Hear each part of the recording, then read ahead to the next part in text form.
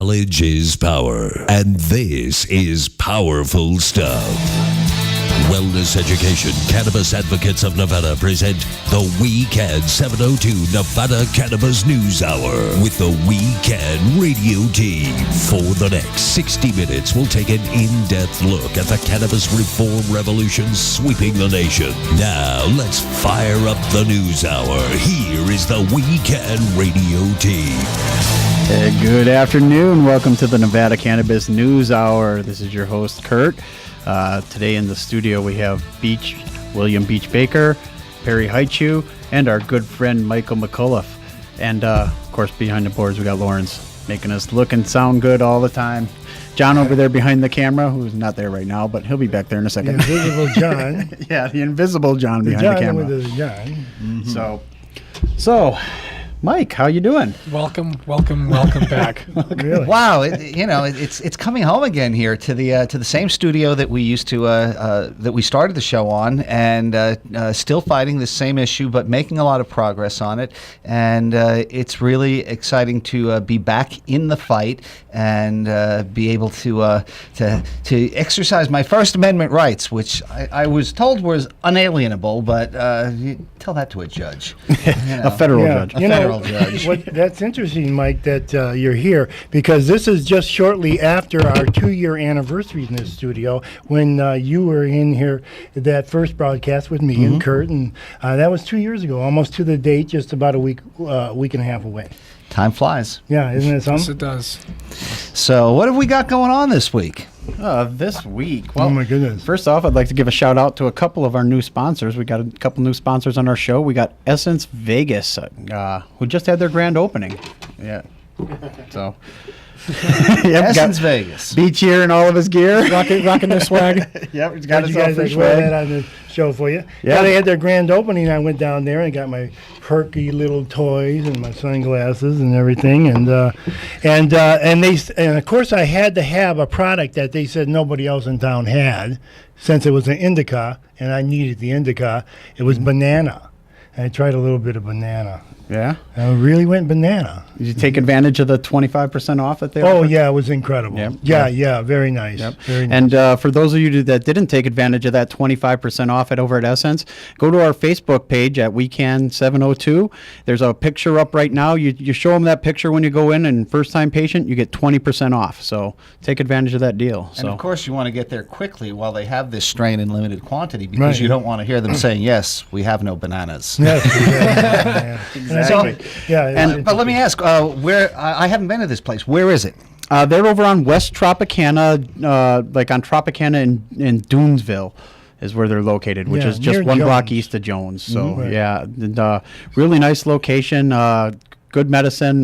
They have three dispensaries opening. They have their own grow and production also. This is the first of three. The other one's going to be on Las Vegas Boulevard in Sahara, and then there's one over on the east side, and I forget where that one's at. I could pull it up in a minute, but it's over on, I think it's like East Flamingo or something like that.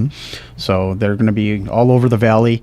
By far one of the biggest there are. I don't know of anyone else who got 3 licenses. So.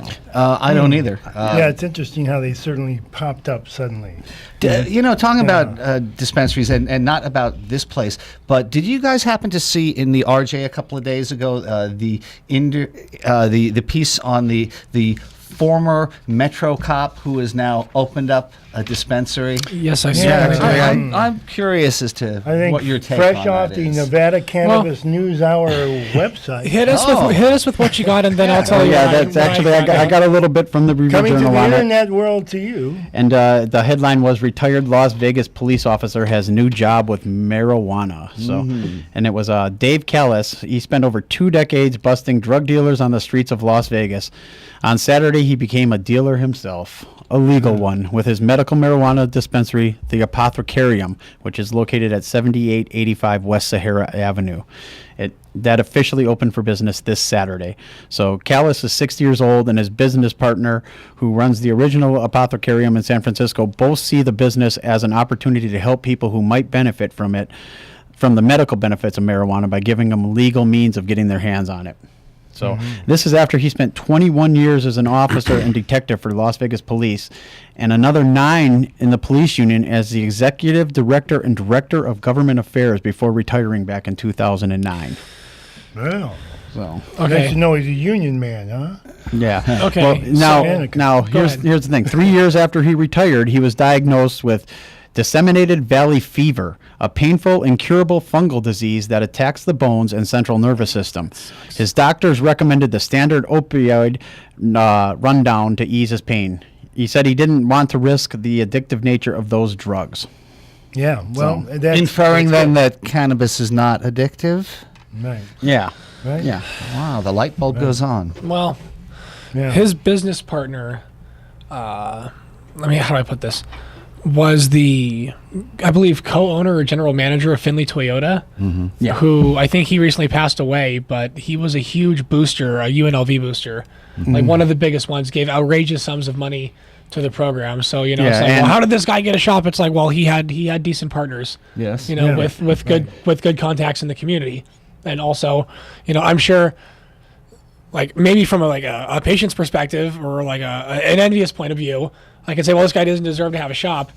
But from a legislative perspective, like if you're a county commissioner, I'm sure they ate that up that he had, you know, 21 years in the force. and this, A that, and the number other. of number of licensees have law enforcement Sure. in their ownership, Of course. for specifically that reason. Absolutely. And the same thing goes in the alcohol bar business or in the gun business. There are gun Okay, owners that are sure. former cops and all that. And sometimes it's controversial at first, but the truth is these are generally responsible citizens. Well, I slammed that guy. I went on, you know, the it was on the news and the story broke, and I couldn't help myself, you know, Well- because I thought it was just like, I guess inappropriate, or if there were an unlimited number of dispensary licenses given and it was such an open market and the free market was to dictate, this would be a non-issue and no one would care. But since they were so coveted and there Right. were so few chosen, it hurts when I know that so many other people within the industry that have dedicated their lives to the cannabis industry and not to suppressing the cannabis industry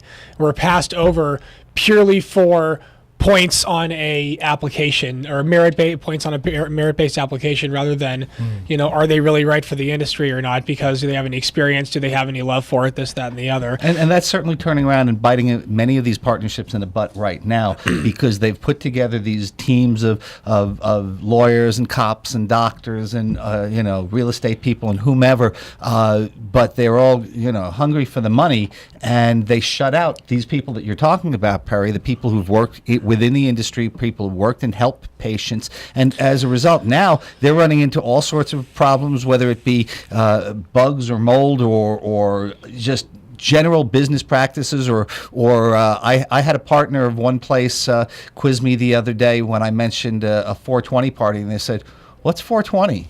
You know, it just goes to show the lack, the depth of the lack of knowledge there. But I'd like to take issue with something you read in that article, that it says that, you know, now that this ex-Metro narcotics detective Dave Callis is now a drug dealer, but a legal one. And I would just like to point out that what he's doing is exactly the same thing that I did 6 years ago, where the feds came in and you know, raided and closed up shop throughout the autumn of 10, and it's still federally illegal. So the RJ is saying, "Oh, he's legal now."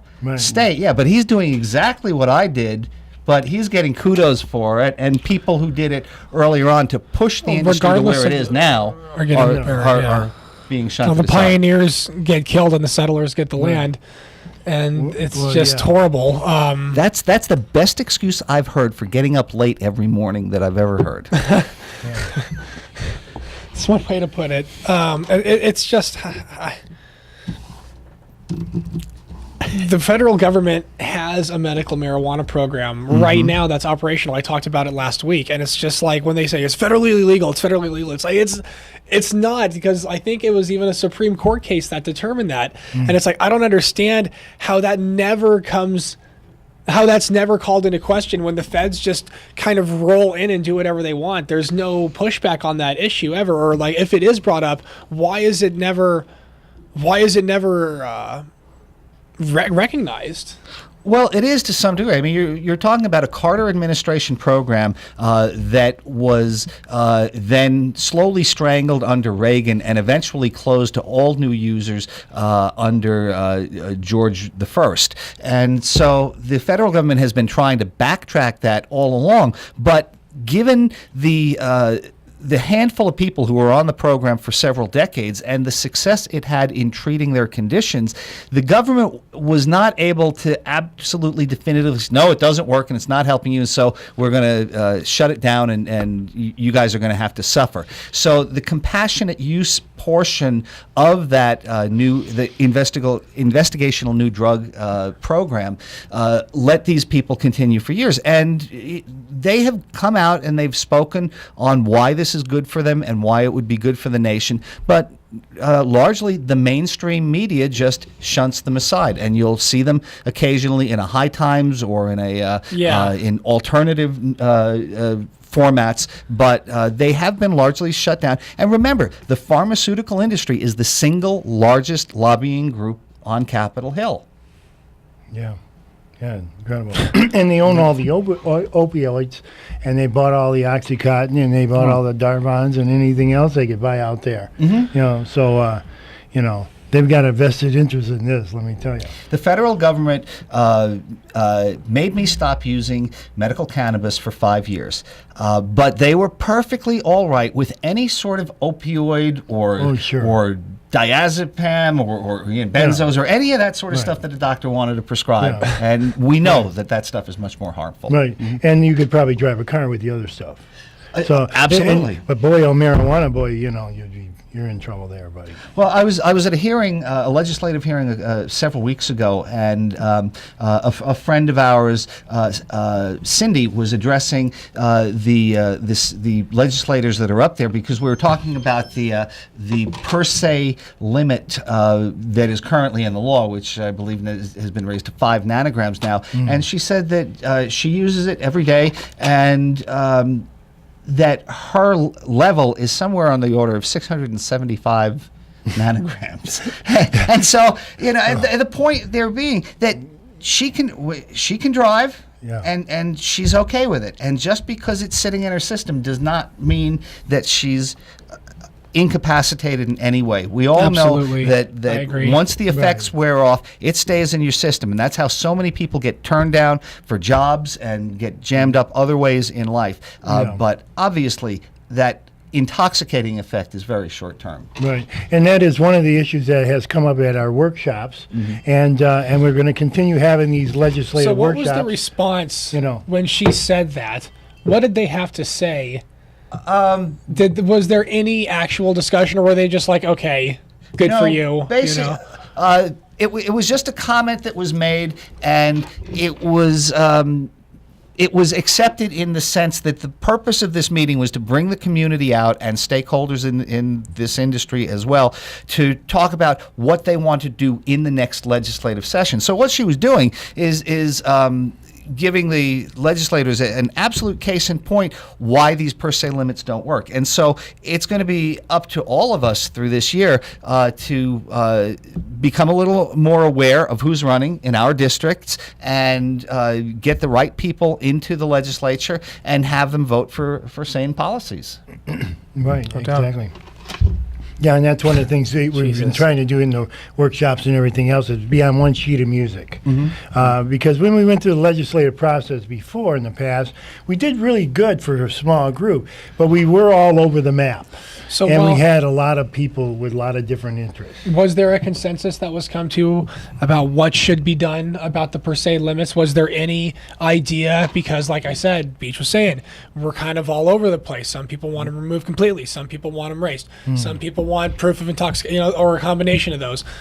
Where are we at with it? Or where do we go with it? Because there's so many directions it could go in. Well, I think what we need to do is early on, we need to have people who are active in the community put their personal issues aside, agree that they're going to work together for the common cause, because that's what I've seen to be the big weakness in this entire movement over the past decade in Nevada, is people get their own little personal petty grievances and they splinter off. And that is how, despite the fact that the majority of Nevadans support legal access to medical marijuana, why it took 13 years. Because the people who are actually fighting for it never got into a cohesive force until finally 2012 and into the 2013 session. Well, that's the whole purpose, is kind of like Beatrice saying, of these advocacy workshops that we've been doing. It's kind of like rehearsal. So by the time session comes around next spring, when we go up there, we're finely tuned and we know what our message is, and we're going in strong and all on the same page and all saying the same things. Right. So, well, I can tell you that I'm already working on language for the next session for our good friend Senator Tick Segerblom to further expand this program and to clarify and to make problems. For example, one issue that's come up recently is that people who were convicted of various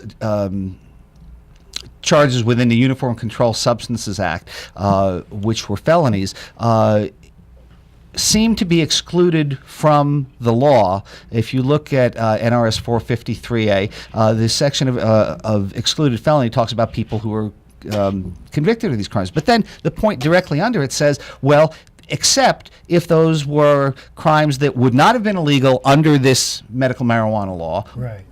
Or that they happened before April of 2014, or that they were not prosecuted by the state of Nevada. And obviously the people who were prosecuted by the federal government were not prosecuted by the state of Nevada. So the thing is, in one sentence it says one thing, in the next sentence it says another thing. And so what we need to do are clarify all these things, whether you think, and I would agree that if you have, hardcore Walter White meth manufacturers, maybe you don't want to be giving them a dispensary. Right, but on the other hand, I had a friend of mine who was caught up in those raids, who's looking to get into a place. Well, she should be allowed to work in this because she has a history of working in this area. So things like that and addressing the per se limits are things that we need to get together, the community, and work our own drafts over the course of the next 6-8 months. So that way, after the elections, when we see what the makeup of the next legislature is going to be, we're able to present something, put it down all on paper. Here you go. This is our position and the position of the community at large. And then I think we have a chance at getting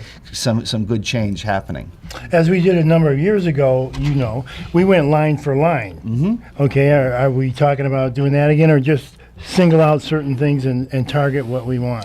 Absolutely, I would say go line for line, because for the average person, reading statute who doesn't understand it, that whole law isn't going to take more than an hour to get through. So it's not that difficult. Well, they are, and the politicians seem to be a little ignorant sometimes. They willfully don't have the sometimes. Common horse sense, that they're supposed to have. So, God bless them.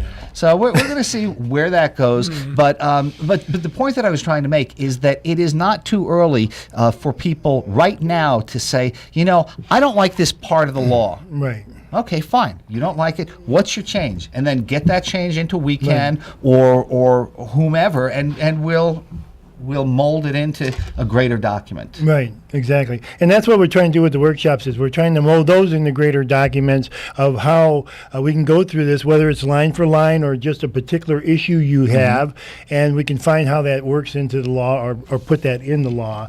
And it's really not that complicated, folks. And the legislative has processes for citizens to do it. They make it as easy as possible for us to inject things, and they do listen to us. It's amazing what a small group of people can do, because to the legislature, you represent hundreds and thousands of people when you do that. Absolutely. And they're usually very impressed, whether they agree with you or not. They're usually very impressed, and a lot of times you find them changing their mind. The common metric is in Congress that each letter written to a congressman represents the opinion of about 2,000 voters. Yes, it does. It does. And that's a good barometer, But and think about that as your neighborhood. My goodness gracious, that's 2,000 people you represent. That's 500 households. That's incredible.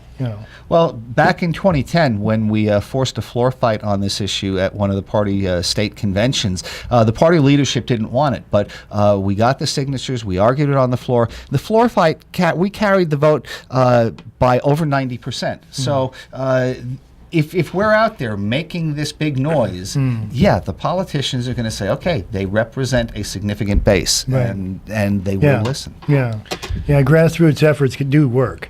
And we can take over things. We could take over these political parties.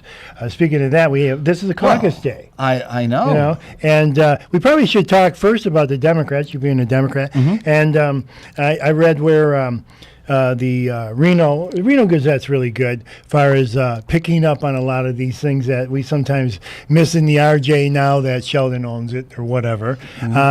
But they were talking about where they asked all the candidates how they felt about all the important issues in Nevada, and of course marijuana is one of those, right? Okay. And it's maybe legal next November on the ballot, right? So plus medical marijuana already is, and and Hillary. She says, well, we just keep towing the line of the Obama administration, which is one of our most favorite things. And Bernie says it should be rescheduled. And, Descheduled. And he really wants to gut the whole thing. Did you see the interview with Trump and O'Reilly the other day about that? No, I didn't catch it. What do we got on that? Trump O'Reilly put him in the hot seat, and he's just asking him a bunch of questions. And he was like, well, what do you think about legalizing the drugs and this and that and the other? And he was like, oh, I'm 100% for medical marijuana. And he's like, I don't know about the recreational yet. I don't think he really knows too much about it. Right. But he's like, I'm 100% for medical marijuana. Right. And he, big classic politicians, like, I got a family or a friend or something like that who helps people and this and that. I think he's seen the poll numbers and knows pretty well that it's a pretty damn slam dunk for polling. Absolutely. Plus, it's a $1 billion industry for a billionaire. He's a smart businessman. And if he could invest in it, he'd be investing in it. I have to agree. I think he would jump on it in a millisecond if he thought there was money in it. But I thought that was clever. But now, I would like to see him back up that statement. If he's 100% for medical marijuana, are you going to allow your workers that have medical marijuana cards to work at your property? Right. Would that be okay with you, Mr. Trump? Right. In the states that it is medically legal, or would that be unacceptable since you're 100% behind it? Well, yes, but I believe that he has an overriding concern for the employers in a situation, and he would probably go with Nevada's interpretation, which is that yes, it's legal for the patient to use it, and the business should try to accommodate that use, but they're not mandated to. Right. Well, he's 100% for medical marijuana, and it's his business. He could send the word down the line and just say, look, this is what's going to happen if they have a medical marijuana card in Nevada and the following other states that are legal. Well, Perry, you're a Republican. Go to his next rally and propose it to him. Well, it's more like a change.org petition or something that would actually get us. You never get his attention at a caucus rally or something. You got to have a way to get his attention. But really, if he's a Republican, he's not going to listen to change.org because that's that. No kidding. Yeah, that's true. Yeah, but I don't know of a Republican-style petition organization like that has any real clout. I've never there isn't. Yeah, I've never heard of one.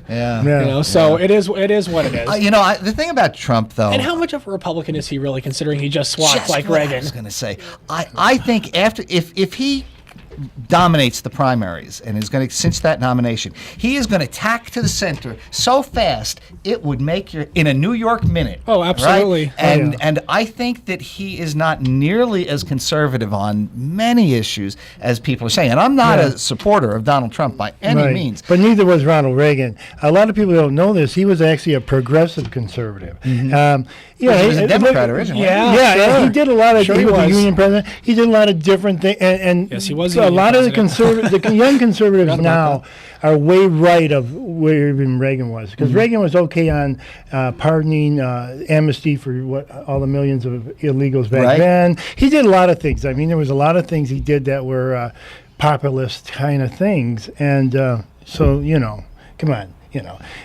whoever gets in there, and you know, Hillary they don't Clinton always was the change president. everything. You know. I think Hillary Clinton was the president of the Young Democrats when she was in college, or the Young Republicans when she Yeah, was in she college. was, I Was mean. she really? So Yeah, she it's was, just like, you know, people Barry switch. Goldwater. Flip-flopper. She was Barry Goldwater supporter, and she met good old Billy Bob.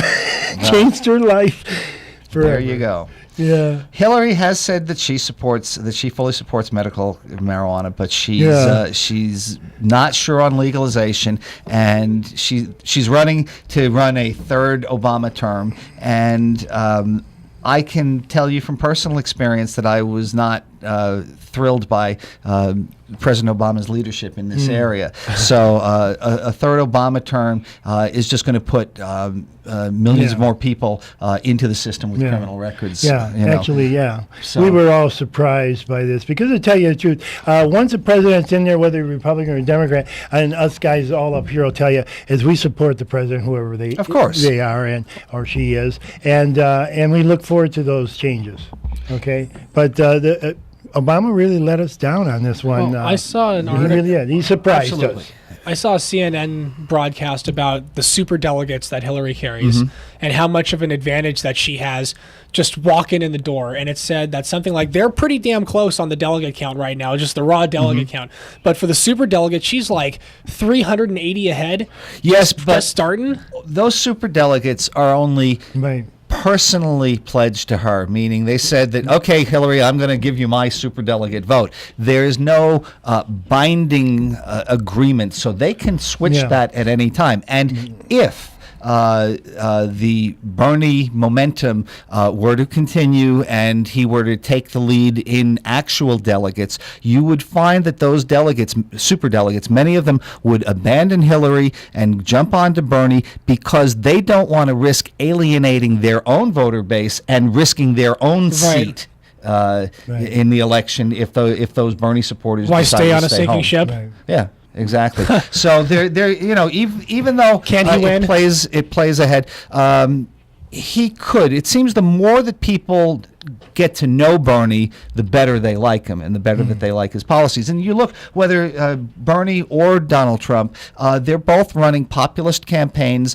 that are saying politics as usual is not the solution. So follow me. You know, unfortunately, Trump is doing so by appealing to the baser instincts of our fears and prejudices, while Bernie is trying to not only deschedule cannabis, you know, for this group, but send all our kids who right now they get a K through 12 public education available to them. He says in the 21st century, we just need to add 4 more years and pay for a community college for that, and health care for all. And people say, how is he going to pay that for that?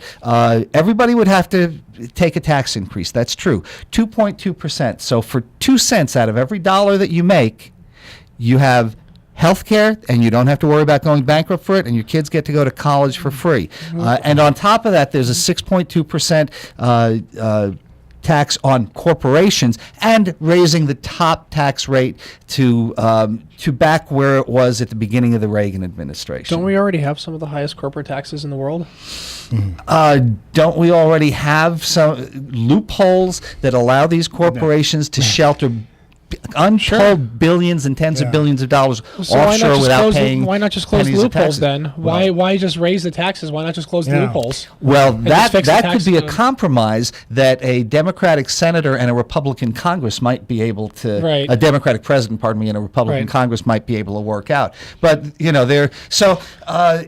He's talking one direction. He's getting a lot of kids and excited. Apparently, he's got the youth vote by 80+%. Oh, yeah. Will that be enough to stave off the Hillary machine? Who knows? We're going to see. As far as this issue, though, he is the candidate who most closely aligns with our view Of course, on that single narrow absolutely. issue. Yes, yes, and absolutely. it would be interesting because you'd have if it was Trump and Bernie, you'd have a capitalist running against a socialist, which is completely different views of our issue, and it would be an interesting race. I know a lot of think, people you who know. think that because Bernie has described himself as a socialist, he's almost doomed in a general election because of that. Well, They obviously likened him not to a now. couple of other Democratic candidates who activists were getting really excited about. I think it was in the 60s and 70s or something. Well, the first And then election they I just was got- aware of was Bobby Kennedy. And they just, he ended up okay. getting Yeah. He was assassinated, Yeah. on the campaign trail. Right. But he had mobilized the young vote, he had mobilized the progressive vote, and was building a huge momentum when he was killed. And I dare say the country would have been in a very different place than it would have after Richard Nixon. So are you saying that Bernie Sanders is an assassination target because of his strange populist views? I say, Considering he just got Secret Service protection a couple weeks ago? I would say that anyone who goes out there and makes a public stand on anything risks alienating and pissing off somebody else who has a gun. You ain't kidding. Yeah, I agree with you there. I agree with That's you just there. the nature of our A lot society. of people stand to lose It's a lot of sad money that if that's he the way it gets is. elected also. Yes, a lot of very rich people stand to lose a lot of money if he gets elected, and the rest of us have a little easier time. Obviously, you can tell which candidate I'm supporting. No doubt, no doubt. And we allow our guests to do that, but that's not necessarily the okay. opinion. I had a of meeting- us. I had a meeting with my Merrill Lynch representative this morning, and I This can is my imagine what opinion. they're And we don't have to for beat tonight. you out or cut you out or anything because this is the internet. Well, yeah, it is And we love you, Mike. it's Weekend's job to educate you Right. on the candidates so you can make an educated choice Right. of your own. No doubt. And the truth absolutely. is, whether you support us or not, we want you to register to vote. We want you to get out there and vote, and hopefully make us better, make us work harder. Republican, Democrat, Independent, Libertarian, whatever you are. That is what this is all about, isn't it? It We gotta really get is. people registered to vote in November or for November. We That's do what this that. is all about. It's all about that, and we're very balanced. Yep. Yep. Well, even though we sit on definitely opposite sides of the political spectrum, Yeah. we definitely have similar goals, and it's Well. just disappointing that more people in my party are so. Well, I don't know. prehistoric about it. I think there's a fair Republican percentage represented in the ownership of medical marijuana Oh, my Of dispensaries. course, of course. Yeah, I mean, we have a lot of Jeb old Bush is support like, parties, it causes brain damage. I'm like, you're killing me. Just what are you doing out there? No. Yep. Like you're dying out there. No. And it's just that is a mindset among a lot of people still. And it Then we don't have to worry about him anymore. He dropped yeah, out. no kidding. So- Yeah, a lot of the all the anti-drug guys really dropped out. At least Ted Cruz is a laboratory of democracy fan, for Christ's sake. Oh, what I really like about Ted Cruz is that he he dissed Donald Trump on Trump's New York values. And now, me being a native New Yorker, I love the scenario of America having to decide between Donald Trump and Bernie Sanders. Talk about New York values. Yeah, really. I got your New York values right here. Yeah, really. It would be an interesting matchup for sure. Yeah, it would. It would, but so we'll see where that unfolds. As I was coming in here today, I took a quick look this morning, and there's a terrific site I've been reading for over a decade called Drug War Rant or drugwarrant.com.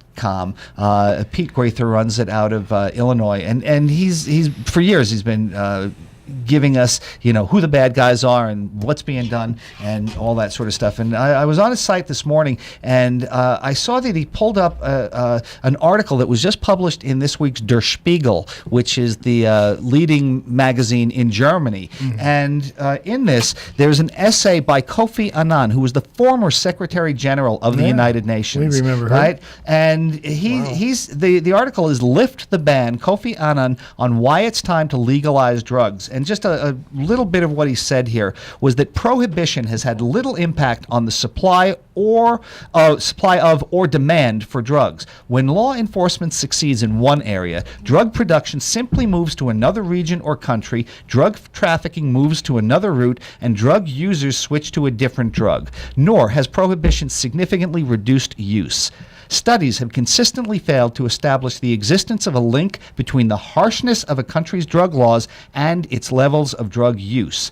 The widespread criminalization and punishment of people who use drugs, the overcrowded prisons, mean that the war on drugs is, to a significant degree, a war on drug users, a war on people.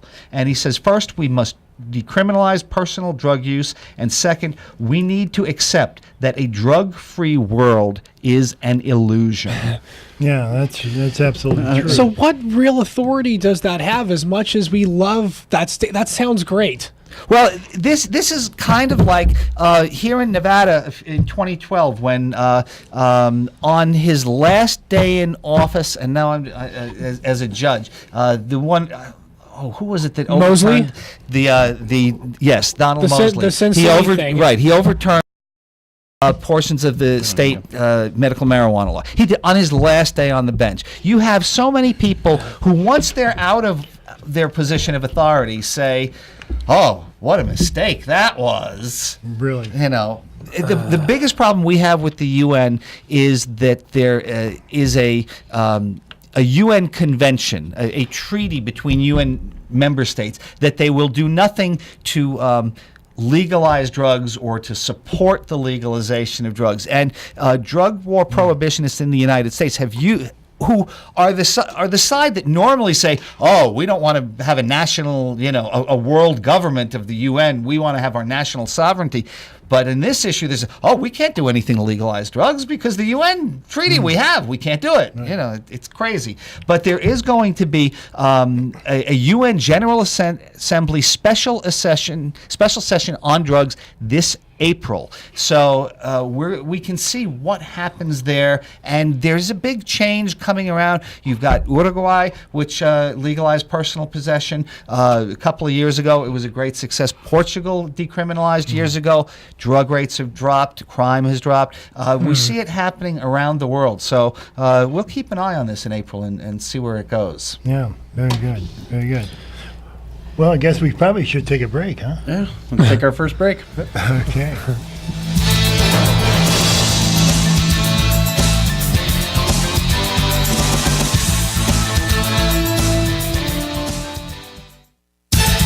You're listening to the Nevada Cannabis News Hour, produced by WeCan, the Wellness Education Cannabis Advocates of Nevada. WeCan is a 501c3 nonprofit. If you're interested in sponsoring us, donating, or advertising on this radio show, please contact our advertising department at 702-218-5226 or Kurt, K-U-R-T, at wecan702.org. WeCan 702 is a Nevada cannabis community. We are a 501c3 nonprofit that meets in Southern Nevada. We are a social group that started in Las Vegas for patient support. We've been active in the community for over 5 years. If you'd like to join us on any of our events or parties, please contact us through Facebook at WeCan 702, on Meetup at www.meetup.com/WeCan 702. Our website is www.wecan702.org. Be a part of the Nevada Cannabis Reform Revolution. Please join us and donate today. You're listening to the Weekend 702 Nevada Cannabis News Hour. Now, here again, the Weekend Radio Team. Jeff and Mike. Welcome back to the Nevada Cannabis News Hour. Yeah, right. Now we stopped. That's right. We have video. That's right. We stopped doing the 420 moment because we got changed the hour when we Different time came to this slot. one. So I and thought a it was 320 moment doesn't really work, and I we don't guess have a not. 710 moment. Yeah. So It's you know. 420 in Colorado. Well, I thought it was because the smoke was too thick. Yeah. And plus, we're on video, and they can see what we're doing now. Yeah. Yeah, that's the point. So speaking of 420 moment, we just recently had somebody pass in Nevada here. State Senator Debbie Smith unfortunately died after battling a brain tumor for a period of time, unfortunately. Debbie's commitment to Nevada was unparalleled. Senate Democratic leader Aaron Ford said she was a tireless fighter for families and for children. Even while undergoing cancer treatment during the last legislative session, she passed legislation that will help build new schools and better protect children from bullying and abuse. Above all else, she was a loving wife, devoted mother and grandmother, and a friend to thousands of people whose life she touched. She will be sorely missed. Sandoval said in a statement, "Today we remember her legacy as a true Nevadan with a fierce devotion to her constituents and state, particularly to public education and the children of Nevada. I will personally miss her greatly, and Nevada will miss her leadership." Smith underwent surgery at the MD Anderson Center in Houston, Texas, to remove a malignant brain tumor in early 2015. She had been diagnosed with the operable tumor in early February 2015, just before the legislative session began. She returned to the Nevada legislature in April. She was 60 years old, and she is survived by two children. So I find it interesting. I kind of wonder if, she did vote on our side for 453. Yes. Okay. And I got to tell you, folks, we always keep the proof, and we had to look it up because we God bless you, Debbie, and we're sorry for your family, and we mourn your loss of your family and all that. But we had some pretty tough battles with her. Yeah. As a matter of fact, 453A, she was just letting it sit on her desk, kind of like almost pulling a filibuster, like saying, "I'm just going to let this die here on my desk and not do anything with it." And we at Weekend, we organized the thing over the weekend, and we had, I know, probably at least 200 people call her and say, "Get this off your desk. This is needed. We're patients." And like I think it was the Tuesday after that Monday she came in, it was off of her desk. So we'd like to hope that we had a little something to do with that. And maybe she changed her mind because of the cancer. Was she using? We don't know. We don't know. But and I do believe that I did briefly talk to her and some other people back then. She wasn't a patient because I did ask her, and but she didn't seem to be real bitter about it. Although she gave us a hard time on all the previous stuff until we finally got to this piece of legislation, and then it was like at the end. We didn't know she was going to vote our way, but she did. Right. And that's why I had to look it up. But we will miss you, and we're sorry to see you go. I would just like to add that, well, first off, on a lighter note, the fact that Peggy passed. Peggy Pierce was Peggy another Pierce example. Also passed of the Another brain tumor example as that was there for us. For the both of them. So this refutes the right-wing talking points that Democrats do not have brains. So we know that they do. Okay, but Debbie was not a strong supporter of this, but ultimately she went along with her caucus and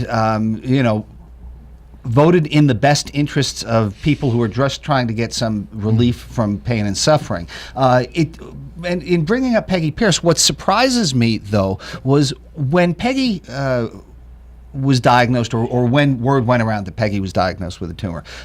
I told her at that time, look, we in the community appreciate what you're doing for us. We will do whatever we can to help you, get treatment, get your meds, and take care of you. And we never heard back. And the same thing with Debbie. Here they have something that they both voted on that the people of Nevada should be able to use, and that is something which is very effective in these types of glioma cancers.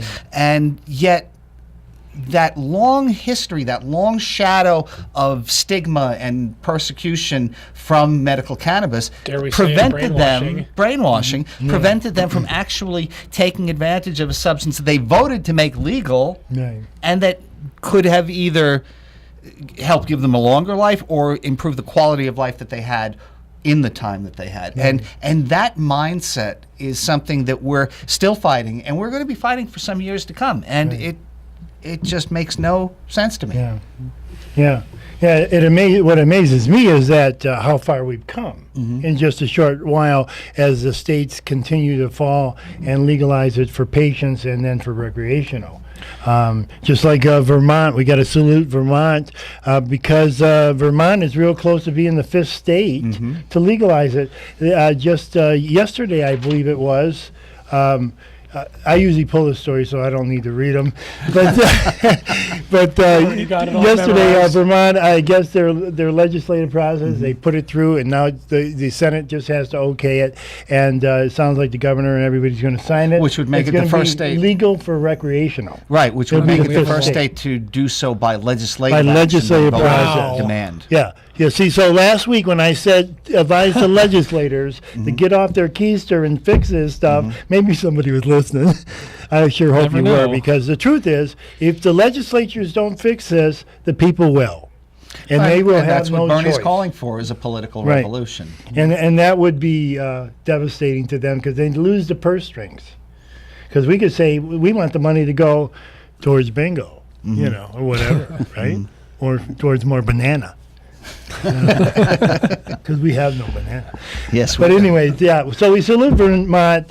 We don't always get to talk about the far eastern stuff, but we still love the people out in the east. And it's funny because Maine was like one of the first states. one of the first medical cannabis states. Yeah. And so and they were out there by themselves for a long, long time. Mm-hmm. And now they're finally affecting little Vermont and everybody else. Well, we have to use this year to go out to different rallies, meet people. I mean, it's not that people who are listening have to go out every week and every time there's a political rally or this, but get to know these politicians. Get to know your local assembly person, your state senator, your county commissioner, and the like. Because ultimately, if you do, when you're interested in a particular issue, you'll have their ear. They'll already know who you are, and people are coming around on this issue. And it's important not just because, people want to smoke or grow a few plants in their backyard, but it's important for all the lives that you stop from being ruined over a plant. All the people who get criminal records, who do jail time, who are otherwise ostracized in society. So it's a little thing that each one of us can do. And it's just going out there, meeting and talking to a few people. It's not a great sacrifice to make. It's not. It's sort of like coming once a month, going to First Friday and coming up to our booth and just talking to us. And you'd be amazed how many senior citizens are straggling up to our booth now, and they want to know. They want to know because they don't want to be taking any more of them stupid pills where they have to give up everything, their driver's license and everything else, And they come up to you. I've seen that little old lady at the weekend booth on Friday nights, and she comes up, hobbles up on her cane and says, "Where's the spleef?" Yeah, we get a few of those sometimes too, but generally most people are We pretty get a lot of people who pretty ask good. for samples. Yeah, we don't get Someday. that as much as we used to. 5 years ago Yeah, when we not started much. up, it was like everybody was there looking for something. But Well, now we've they been there know. for Now a they long know time. that we don't. Yeah. We've been there for years and years, Yeah. and nobody's ever bought anything from us because we don't sell. So they've just kind of Yeah. stopped. But they still come up and get our soaps and our socks. Those are our and best sellers. information and parties and a lot of events coming up and stuff like that. Oh yeah, we got what do we got? We got coming up. We got First Friday on March 4th. Yeah. We'll be there behind the Arts Factory. So come on out and see us. It's a whole lot of fun. There's good food, good people, and lots of great art and stuff out there for your shopping needs. So if you're looking for a gift for the significant stoner in your life, stop on by. Yeah. We got it there. Also, we got our St. Fatty's Day weekend party coming Yeah, up. The is it- potluck. Now that's all Yeah. patient only St. for that. Patty's. We've had to Yep. restrict those to patient only, but a great event. Come on out, get to know your fellow patients, and we'll make sure you have a good That's time. at the Garden House. That's at the Garden House. It is private property. So yeah, come on by and Check have our some- Facebook. When you're saying patients only, do you mean patients and their licensed caregivers? We always Yes. allow a licensed caregiver or or a some- designated driver. Yeah, or someone like that to be with them. But they'll be tagged separately, and, Right. and they're not allowed to medicate or anything like that. And of course, we have people that are watching over you. Okay.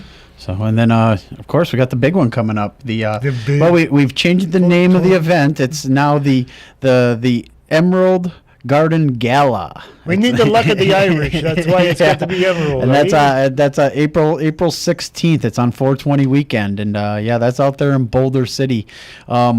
Lot of demand on this. We have the links up now on our Facebook and on our website. The tickets are $20 prepaid in advance. They're going to be $25 at the door. So get online, get them now. Save yourself 20%. So Yeah, and I don't know what the capacity of that thing is, but get your tickets soon, folks. I Yeah. think it'll be full. I Yeah. think it's going to max out. Yeah. Absolutely. yeah, exactly. It's going to be off the hook. We got Catfish John playing, Grateful Dead tribute band. It's Yeah. a great location. Yeah. Yeah. Great And it's a little location. drive to get there, but once you do, wow. Oh, it's Yeah. beautiful. Well, the view is absolutely incredible. You'd be looking over basically Hoover Dam and Lake Mead and just Boulder Beach and just absolutely incredible. Well, just the view of the yard is incredible. Yeah, they are. I mean, the yard. You get there on that tennis top court, my level and goodness look gracious, down. You got know? all those levels and the tennis Yeah. courts and Yeah, there's pool about and 4 tiers the of chapel levels. and Yeah, we'll everything have else lots out of there. vendors. It's Yeah. going to be Yep. Yeah, it's to be a lot of fun be and amazing. lots of great food. You know. And that, of course, is sponsored by Las Vegas Relief on that event. So, Yeah. good guys helping us with that venue on that one there. Let me give another shout out here because we're talking about what people can do and where they can go and how to affect a change. Everybody who's got access to a computer, which I would guess is everybody who's watching this, should go over Hopefully. to Regulate Nevada. Regulate Marijuana NV.com, and that's the coalition to regulate marijuana in Nevada. Right now they just have a sign-up page, and what it says is our campaign will be speaking with tens of thousands of Nevadans this election year about our effort to regulate marijuana like alcohol. We know that a regulated market will provide the following benefits to Nevadans. The initiative will allow law enforcement to focus on more serious and violent crimes. Marijuana will be produced and sold to adults by legal, regulated marijuana establishments, although it also allows for personal cultivation of 6 plants per person. Very cool. Regulating marijuana will create tax revenue and jobs, providing a boost to Nevada's economy because the kind of tourism that we'll get here will be spectacular. Revenue generated from a special 15% excise tax will cover the cost of regulation and provide dedicated funding for Nevada's K-12 public schools. So this initiative institutes controls from seed to sale, prevents access by minors, maintains current laws against driving while impaired, and keeps drug-free workplace rules. And you were talking about earlier with Donald Trump and that. So even what they're doing here is, yes, they're going to legalize, but you could still, as in Colorado, get fired for legally consuming cannabis over the weekend and then getting drug tested and work the next week. One step at a time. Yep. Yeah. We'll chip away at this. Yeah. But everyone should go to, who's interested, should go to regulatemarijuananv.com. Sign up. That's right now, all they've got is a sign-up page. They're getting close to having a headquarters for this. They're going to have events through the summer. But we want to help all your neighbors understand how legalized marijuana is good for Nevada, is good for our tax base, and good for our public education system, and it is going to be so important. So get out there and just get involved to the extent that you'll be aware of what's happening. Yeah, that's interesting that you bring this up. The coalition to regulate marijuana is also busy in California and busy in other places along with NORML, and they've just recently came out and endorsed the initiative in California as they have it here in Nevada, That's fantastic. Arizona, and Maine, and a few other places. So I think Kurt's got a little news on that, and we, of course, we want to give them. Because a lot of our members are very much in favor of legalization, and a lot of our members are also involved in NORML. Okay, Yes. not all of them. And So, and this bill that we have, this IP1 bill that they're talking about, it basically it takes something that people are already doing and decriminalizes it, makes it legal for them to do. So basically, you're taking something that we're locking people up for, that we know you can pass all the laws you want. They're still going to do it. And so, why are we making these people criminals? They're not People hurting who are anyone. otherwise law-abiding Yeah, citizens exactly. are socially objecting to this one policy. And this bill may not be perfect, but it doesn't move anything backwards. Everything in this bill is making it better for us in one way or another. So there's personally on my behalf, I don't see any reason to not vote for this bill. It's just gonna make everyone's life easier. Yeah. So. I agree, and the fact that it moves the ball forward a little more, but we don't have any backsliding. At this legislative council I was at a couple of weeks ago, a trade industry spokesman said, these delivery services, these unlicensed places, in the next legislative session, we need new felonies, new laws on marijuana to prevent these guys from doing it. And I got up and said, no, after 40 years of failed drug war, the last thing we need are more felonies over this plant. And the room backed me up on that. And afterwards, in speaking with some of these legislators, they said that there's no stomach for making new marijuana felonies here. No. But what you see is a trade association person just trying to cut out his turf and protect it. Yeah. And trying to use the legislature to hassle Yeah. other people about it. So. Enforcing the laws they have on the books are really what the They have what they need. But changing this law will be a great step Right. for everybody in this community. All right, and we also got to shout out to Nevada Pure, of course, who's been one of our sponsors from the get-go. Yay. So check them out. 15% off to veterans and senior citizens over there all the time. So they're out there on Boulder Highway. Make sure you swing out there and say hi. Also, new sponsor, Sahara Wellness on 420 East Sahara. The girls over there have just signed in. They're sponsoring our radio show starting next month. So welcome to the team. Thank you, ladies. Yep, thank you. And, go check them out. They got some good medicine. Yep, Essence, we talked about them earlier. Yep. Beach and his free swag. Thank you, Essence, and thank you for 20% off to new patients. Go to our Facebook and show them the ad. All right, very good.